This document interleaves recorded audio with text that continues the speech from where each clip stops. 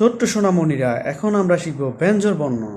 ক, খ, গ, ঘ, ঙ, ছ, ছ, বর্গীয় জ, ঝ, ঞ, ট, ঠ, ড, ঢ, মূর্ধন্য, ত, থ, দ, ধ, দন্তান্ন। আবার বলছি, ক, খ, গ, ঘ, ঙ, ছ, ছ, বর্গীয় জ, ঝ, ঞ,